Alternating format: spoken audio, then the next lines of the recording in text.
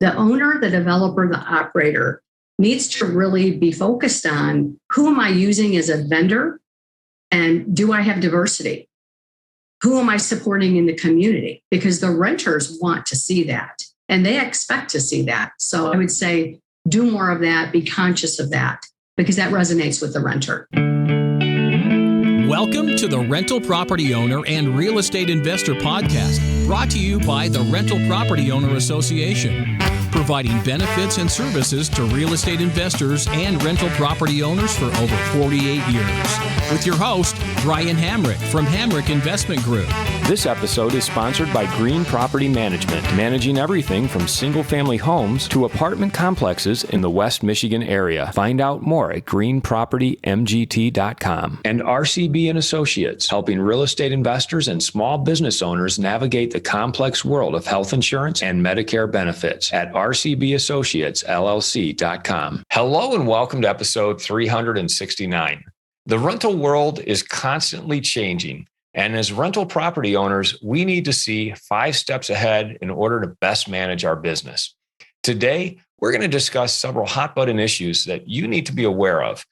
We'll discuss the transition to next generation amenities like EV charging stations and smart appliances.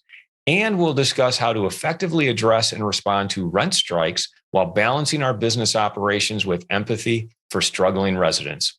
Here to have this conversation is Diane Batayeh. Diane is the CEO of Village Green, one of the largest national apartment companies in the country. Diane, welcome to the show. Thank you very much. It's a pleasure to be here, Brian.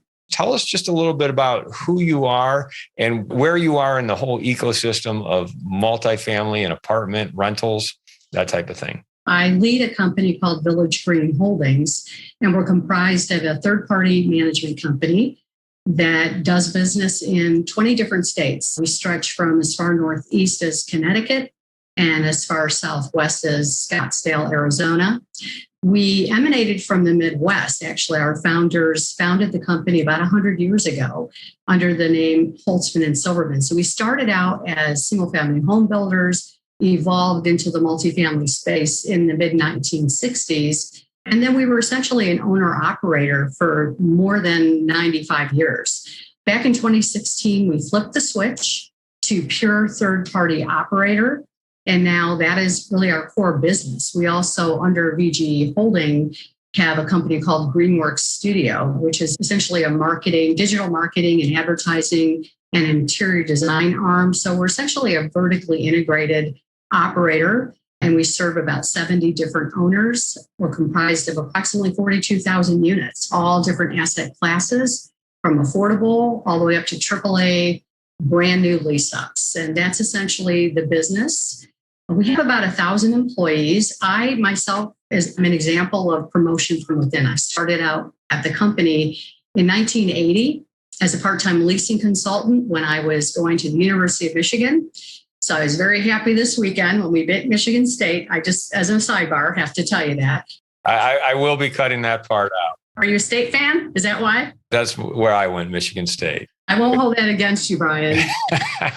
In any event, I started out in the career as an on-site leasing agent, is what we were called at the time.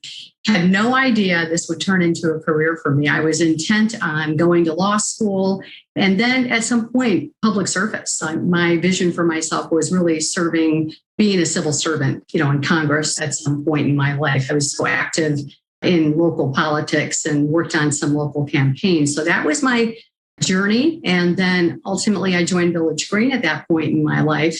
And one thing led to the next. I won't bore you with all the details in between, but essentially a 43-year career during which I was very involved on the transaction, capital markets, development side of the business after having done a stint on the management company side. In 2011, I was named COO. And then in 2016, when the flip of the switch occurred, is when I became the CEO of the company and have been that since. Thanks for grounding us in that. I mean, obviously, you've seen this industry from every angle. And you're also able to look ahead at what the changes are that we should all be aware of in this industry. Some of the hot button issues, as we said in the intro. Let's talk first about what you see coming with next generation amenities. Like as these new units come online, as people renovate the existing properties that they're renting out, what should they be thinking of when it comes to providing what the tenant and the resident is going to want to see? I'm going to tell you that I think the pandemic changed a lot, Brian. The trajectory that we were on pre-pandemic was very much geared towards sustainability, efficiency, smart technology, making the lives of the residents easier inside their apartments, and security, accommodating pets, things of that nature. What we've seen recently, which I think is going to guide us into the future, is an acceleration of ESG initiatives, one of which being EV chargers is an example of that. We are also seeing amenities geared toward soup to nuts, the ability to work from home, as well as recreational opportunities. So an example of that might be gear garages is one example. So in some of our urban locations that happen to be, Minneapolis is a perfect example where some of the properties are adjacent to Lake Calhoun, which is a large gathering spot. The gear garage essentially provides residents with things like kayaks and mountain bikes and helmets and things of that nature that they can rent out for the day. So it is encouraging them to kind of explore the neighborhoods and not have to make that investment. Another that's unusual that we've seen, again, I think as a symptom of the pandemic and sort of a positive outcome of that in terms of the direction of amenities, are things such as, I might have to explain what this is to you, a maker's room. Have you heard of a maker's room before? Sort of. I can guess as to what that is, but I'll let you tell us. So we're finding do-it-yourselfers more. And I think what happened was this generation of renters that were absorbed by sort of YouTube and TikTok videos, people doing things themselves, building furniture, unique ways of crafting. So we find that residents are very attracted to the maker's rooms where we supply, it's more of an industrial look, where they have surfaces and lockers and tools that they can come in and use and just do crafting or building, things of that nature. So again, we're seeing that more so in urban locations where real estate in greater demand, they don't have as much of it available to themselves. So having that ability on site as an amenity. Pet amenities have really evolved. It's gone from just the pet, baths to having kind of like obstacle course pet runs as an example, and private pet yards that you can get a premium for. EV charging stations, again, we're seeing that, Brian, but I would caution any of the viewers or listeners to be very balanced in your approach there. A little bit of a prediction there is that I think we may see developers getting out a little bit over their skis and committing a higher concentration of EV charging stations on site, going to that expense, because my feeling is that the push nationally toward having more electric vehicles is going to result in conversion and retrofitting of gas stations where they're going to have more on the roads. So close to work. So office buildings are going to have to accommodate. So someone living at home, I don't know that we'll have as great a demand as I think some of the prognosticators are saying, and you've got to have all these EV charging stations and go to that expense. Some of that will be solved for within our infrastructure and in commercial real estate. That's my prediction on that one. So those are just kind of some examples of next gen, what I would consider next gen that we haven't traditionally seen. And again, just to sum it all up, a combination of really enabling people to work from home, live from home, have fun from home, build from home, combined with really the ESG initiatives that we're seeing affect our industry top to bottom.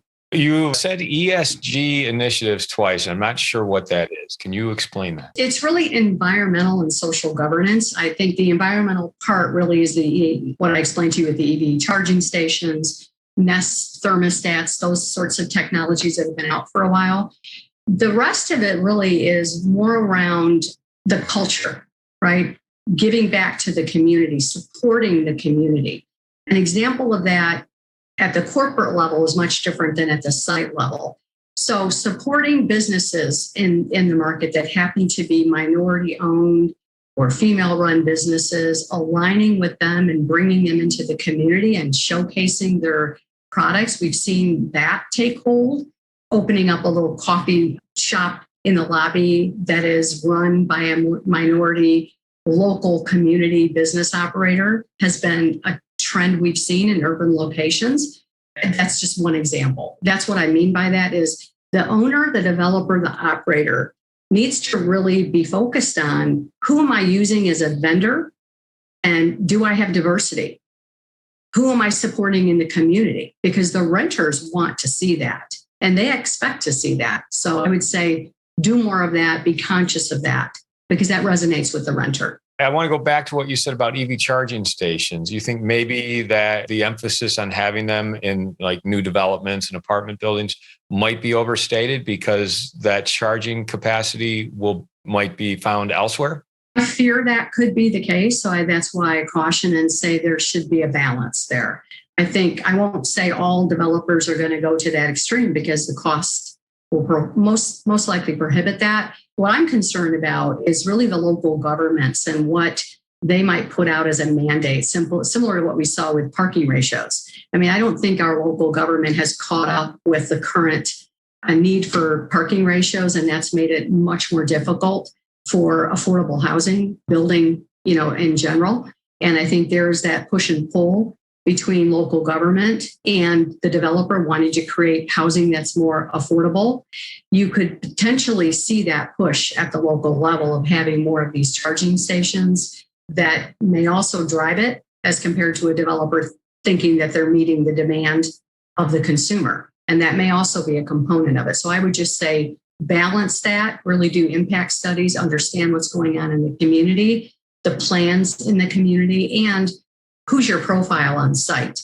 It's a high concentration of white collar workers that are going to office buildings where more likely than not, you're going to see more there as well to meet that demand. So I think I would say it's a soup where you've got to add a lot of different ingredients and figure out just the right flavor for it by virtue of being well informed on what's going on at the local level and government, your demographic profile, and will they have access to that? As well as, I would say, master plan uses that you could obtain from your local municipality. You may see retrofitting and reuse of gas stations, right, that are on every corner. What will they do?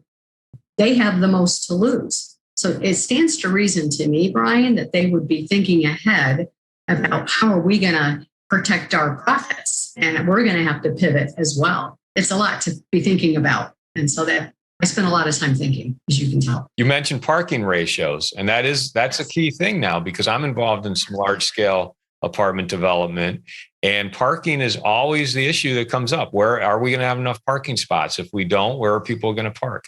What's your take on that? What's the future of parking? Well, I think it depends on a number of components, not the least of which is location of the asset. So when you look at urban core, and the need for parking there is far greater than a suburban property. And I don't feel as though the local municipalities are fully up to speed. There's some obsolescence that needs to be dealt with in terms of parking ratio need versus perception of need from the local, policymakers. So I do think that we have more than we need in urban locations, maybe not as much in suburban locations. So again, that just depends on where you are. And it's got to be, I'd say, a mutual and a combined effort between those who want to create real estate and keep it affordable and those at the local level, the municipalities that control and really mandate, what those requirements are. I was in Vancouver over the summer, and on one of the tours, we were told that a lot of the new developments, the towers that were being built for apartments, there was a maximum of like 25% parking ratio. So, which meant 75% of the units wouldn't have parking spots. And that seems to be the trend because there are larger cities that are going in that direction. What does that mean for the people who live there? Are they just paying through the nose to park down the street in the ramp? Or are there other technologies that are available to them to kind of pick up the slack on the parking? I will tell you the resident perspective because we get a lot of feedback. They likely don't have a car and they rely on mass transit, or they're renting, or they're taking the Uber or Lyft. They don't want to own vehicles. Now, the ratio of 1 to 4, that sounds rather minimal. I haven't heard of it being that low. Yeah, I've heard of 1 to 3. So in Toronto, they may be just reacting to the market, and the market is telling them, you're fine with all these other modes of transportation, and the renters don't really need all that parking. And that could be, without knowing those facts, it's hard for me to really opine on that. But I'm assuming that could be a large driver here. Toronto does a pretty good job of getting people around in the urban core. And again, there's all sorts of options on, short-term rentals of some vehicle to get you around downtown. I mean, you see scooters flying by whenever I'm in Chicago or New York, or bicycles being rented. So it's just interesting to see what do those renters really need and what resonates with them. Are they not renting because of the parking ratio? And more times than not, that's a non-issue in the urban markets where I think we're starting to see more of a push toward lower parking ratios. I honestly think that's the right direction.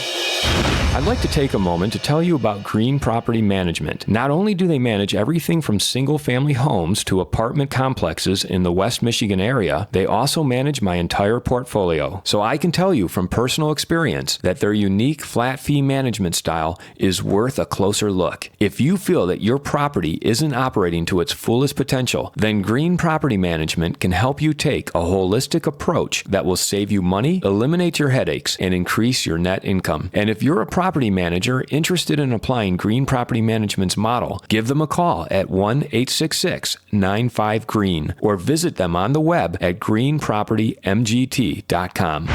If you're thinking of leaving your W-2 job and becoming a full-time real estate investor, one of the greatest costs you must consider is healthcare for you and your family. When I made this transition myself, I found the whole healthcare insurance process to be confusing and frustrating. That's why I'm glad I met Chad Creasy at RCB and Associates. Chad is a professional health insurance agent who helps real estate investors and small business owners understand and choose their best healthcare options. And best of all, his services are covered by the insurance company and won't cost you a dime. If you live in Michigan and are expecting a change in your healthcare insurance coverage for any reason, or losing employer coverage or transitioning into Medicare, then you owe it to yourself to contact Chad Creasy at rcbassociatesllc.com. You mentioned kind of like the disconnect between the perception and reality when it comes to parking and ratios on the governance side. But that also extends and kind of helps us transition to the next topic, which is rent control. We're seeing in some locations, and then affordable housing, things like that.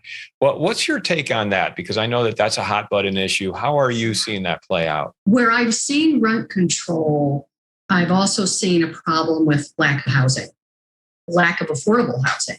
So I think the intent of creating an environment where the renter is cared for and they have the ability to have housing security without fear of massive rent increase. I understand the principle behind that. I'm an advocate for that, but I think there's a better way to get it, which makes more sense.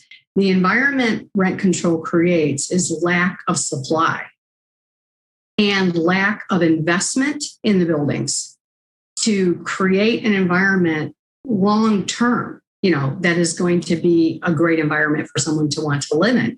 It requires capital investment. So you have to also think about the costs involved and inherent with owning a multifamily building and the demands there. So whenever you have a rent control environment, generally see a correlation between those two things, which is never good, for the renter. So I'm more a fan of working, side by side with local government to figure out how to create housing by virtue of potentially, subsidies of some sort, tax abatement, whatever you can do to attract those developers so that it's not borne by the renter. It's expensive to build. So I think we need to encourage more development, more public-private partnerships that are going to enable rents to stay at a level where they're affordable, and also enable more supply, because that's the only way I think we're going to get over this long term, in meeting the supply and still keeping rent at a level that is manageable. That's just going to take a partnership. And what we see now is the opposite of that. The movement on the part of, groups that are supporting renters' rights which again, I'm an advocate for renters' rights. I think the way they're going about it isn't effective. We're not seeing that work. So I think we're just trying to figure out a way where it's win-win-win all the way around, right? The local government, the renter, and those creating housing. We haven't landed on that yet. So I absolutely feel that's just not the way to get past this logjam that we're in now with supply constraint and this perception that the landlord and the owner are the bad guys. And they're all about profits and not about people. I was at a national multi-housing conference not that long ago in DC, where we had demonstrators come into the meeting and they had signs, the big bad landlord and keep rents down and don't evict us. And it really touches your heart because they need to be heard. They need to have a voice, but they also need to be educated on why we're not the enemy. Why we are a partner and can be a partner if we all come to the table and figure it out so that we can give them what they're looking for. But the rent control approach just hasn't worked. That's the fact. What's been your experience with the rent strikes? I mean, are any of the properties that you manage, have they had residents who decided, okay, we're going to go on strike? And if so, how did you deal with that? We did. We had one community in particular. We had very little of it, by the way. I think all of the, I would say, exaggeration on the front end of the pandemic, everybody's going to no one's going to pay rent and delinquencies will be through the roof and everyone's going to be in trouble. That did not play out at all, Brian. I think everybody was pleasantly surprised. Generally, people are responsible and they want to pay their rent. They care about their credit. They're thinking about the long game. Not everybody felt that way, but I would say the percentage of those who were just taking advantage was much lower than what we had thought. So I'll tell you a story about a property where we did have an attempted rent strike. There was a petition being circulated and it elevated to the office. And it was an individual who actually was current on their rent and was just trying to incite this movement of don't pay your rent. The big bad landlord, everybody stopped paying rent. And so we actually called a meeting. And it wasn't a big town hall with everybody there. It was basically just the person who initiated it, invited them personally and said, can we meet with you? And bring along, whoever you'd like to bring along. So 10 people showed up. We then, again, we had tools at our disposal because I think our industry in general was prepared. And again, the NMHC and NAA had already crafted something that was very useful. And it basically broke down where every dollar of rent goes. And so we spent about an hour educating and respecting them and first hearing from them and then saying, okay, let me share with you where your rent goes. By the end of the meeting, they realized, that the rent goes to take care of their building and create an environment that's secure, comfortable, keep the lights on, right? When they realized that it wasn't all going to the owner, it was going to benefit them, that took care of the issue. They appreciated the respect of us not just being kind of hard-nosed about it, but instead saying, we understand. And those who couldn't afford to pay, we leaned right into that and said, let us help you. So we connected them with rent relief, whatever the programs that were out there. We helped them navigate that. We worked out payment plans. So I think our main focus was on balancing the needs of the renter and with the needs of the owner of that building that needed to continue to keep the lights on. So that's how we addressed it. And we only had one threat and nothing came of it. I like the way you handled that by showing them exactly where their money is going. Before you had that conversation with them, what do you think the perception is on the part of the rent strikers as to where their rent money actually goes? Well, I mean, if you watch any social media platform during, the onset of the pandemic and the onset of this attempted movement toward, rent strikes, that was the narrative. It was a false narrative, but the power of social media, it's frightening at times. It can be used for good and it can also be used to spread false narratives, which is exactly what we saw here. That's where I believe it came from and then just sort of kept feeding on itself. The big bad owner, the rich landlord, I just think it was, again, a false narrative that was fueled by like-minded people on social media. So it was a matter of, we see this, right? And so we planned ahead, having seen that, what would we do if this happens? And I think that's very important, by the way, is to just anticipate a problem, have a plan for it, prepare everyone really well, practice, and then when it happens, you're ready.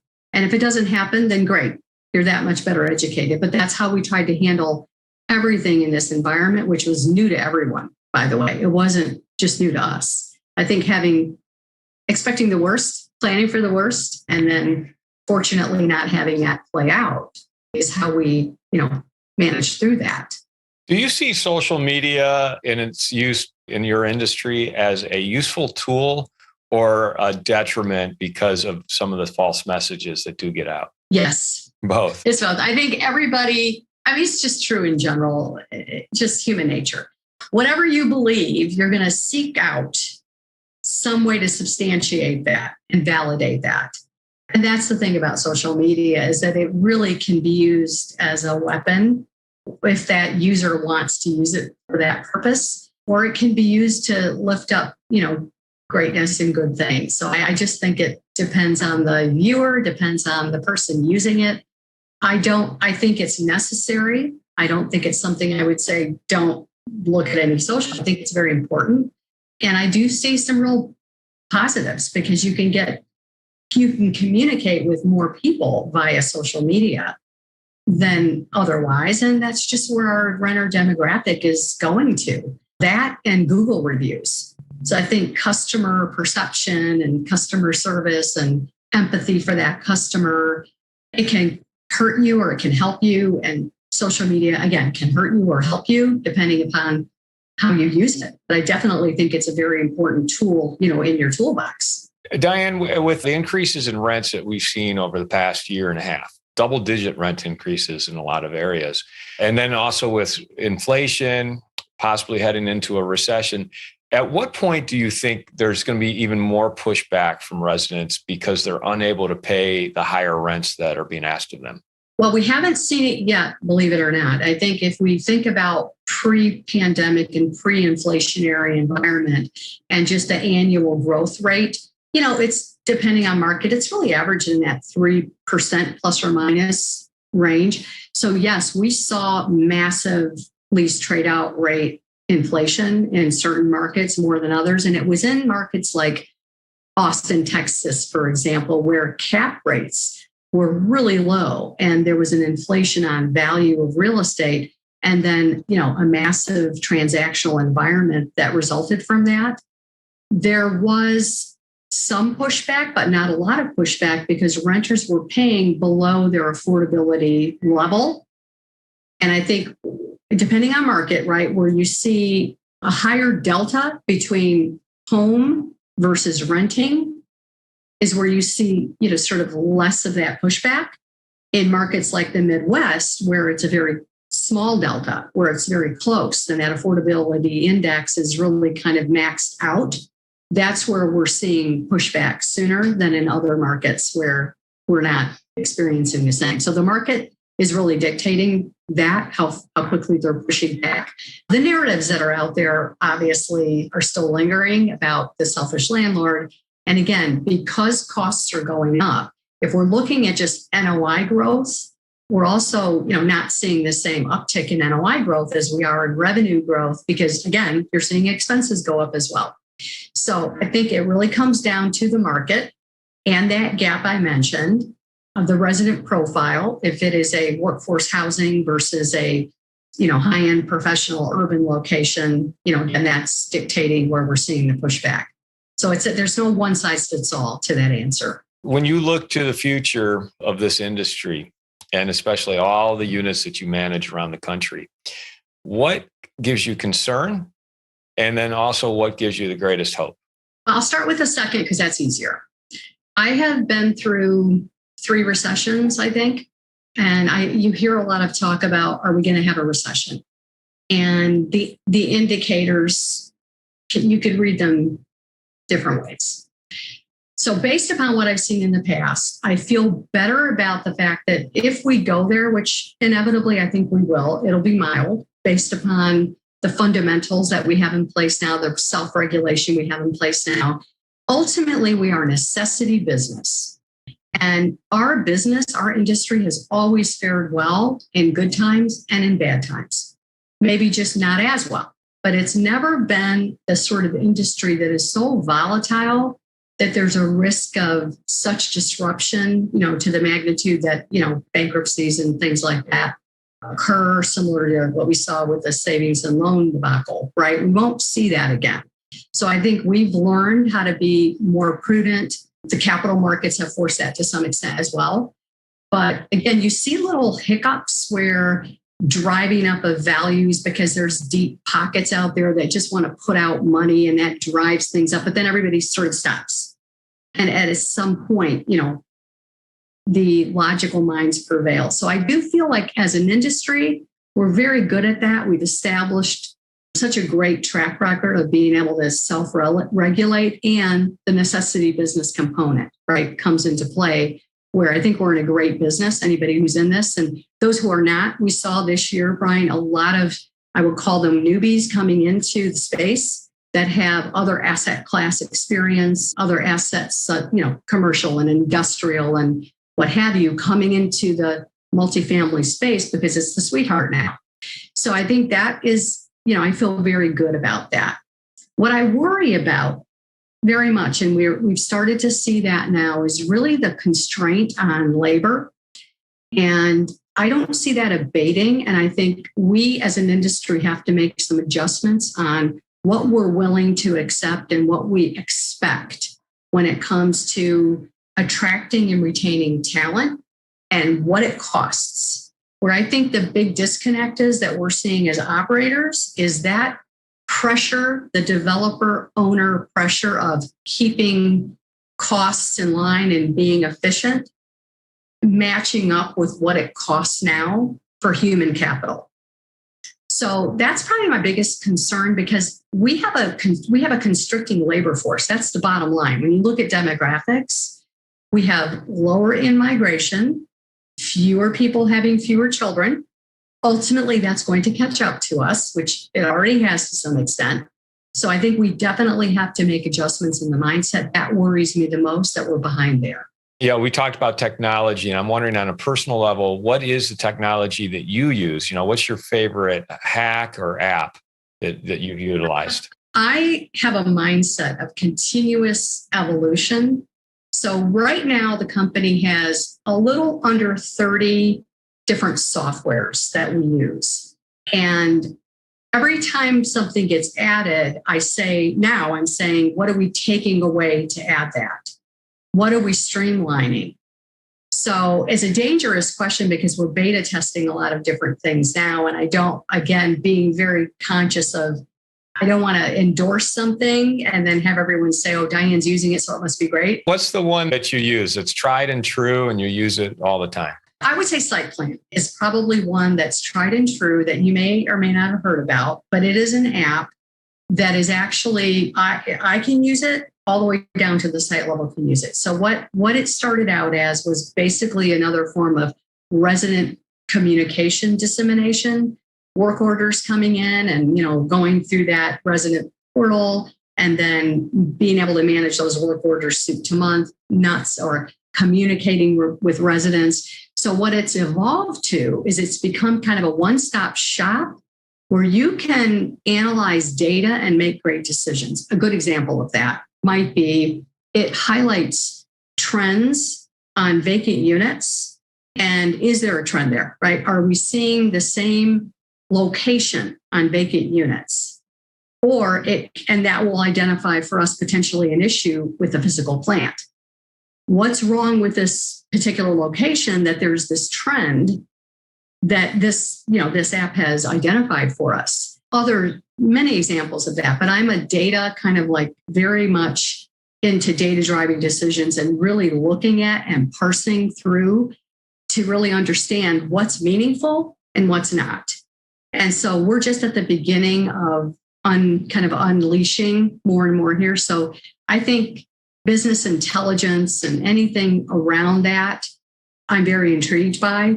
We don't even know what we don't know yet. That could be really meaningful data that we could use to, again, create efficiencies, drive more profits, make lives easier for people. So this particular product, we'll call it, is, in my mind, generally at the front end of its generations, and how many different gens will it evolve to, because it's just being adapted now by our company. And the name of it again is what?